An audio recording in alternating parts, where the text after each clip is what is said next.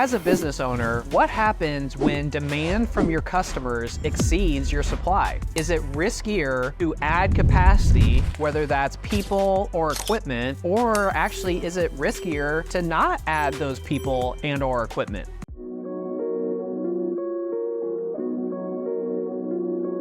If you think about how it might be an offensive mindset, the idea is that you have to spend this money, you have to put more people on the payroll. That's risky. In order for you to want to take that risk, you need to be offensive to go after those additional customers and whatnot. I think that that's the more common mindset that many business owners would take. However, I'll be the contrarian here and say that I would encourage in some circumstances to take the defensive mindset.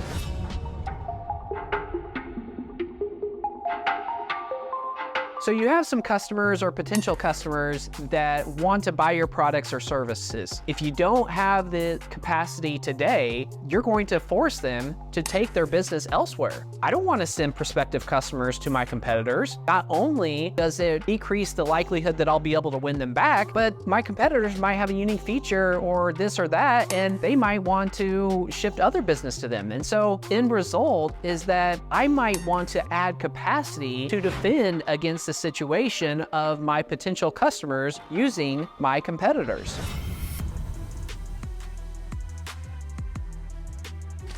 From the perspective of the small business, we have been in this circumstance many times. Most notably was in one of the acquisitions we pursued. We had a business owner that did not want to grow with their customer. He was very comfortable about the size of the business, the revenues, the earnings. For that reason, he wasn't willing to buy new equipment, add additional staff, etc., etc. We thought that going forward, we had the opportunity to grow with this customer because we had a growth mindset.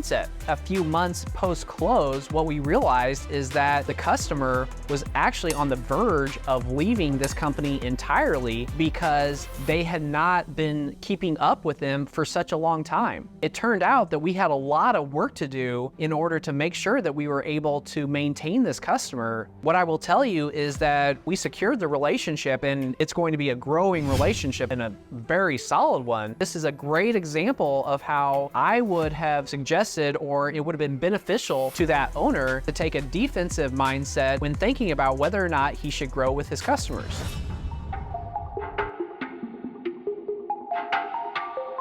Tony Robbins is credited with saying, if you're not growing, you're dying. And I believe that. However, as it relates to whether or not growing and adding capacity is offensive or defense, I do think it matters, what type of growth you are pursuing. Is it more speculative in nature, or is it merely to satisfy the increasing demand from your customers? Now, I know in some of the companies I've worked for, they increased demand. It was really a combination of speculation and increased customer demand. And I think that that's really probably a good blend of riding the line between being aggressive towards growth and merely keeping up with your customers so that they don't seek alternative suppliers. However, on the other end of the continuum, where it does get risky is when it's speculative, whenever you're putting growth above all else, even though there might not be the support for it, or you might not have the experience perhaps to pursue a new product line or a new service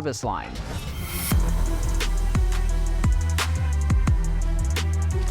Now, there's an alternative strategy about supply and demand, but largely that is in luxury goods makers. Some luxury goods makers will actually decrease the production so that there's scarcity for their product. Not only can they charge higher prices because the demand far outstrips supply, but there's an aura, a cult-like desire for people to want to own these products. There are risks to that strategy as well. So for example, there's this popular bag by Hermes called the Birkin bag. Now, Hermes already charges like $10,000 or $15,000, and what I've heard is that on second-hand markets, those bags can go for like $25,000 or $50,000. But the question there then is that a good strategy? And if it is a good strategy, is the company charging enough? They're able to get 2 or 3 times the MSRP on the secondhand market. Man, I think you can make a strong case that they aren't in fact charging enough.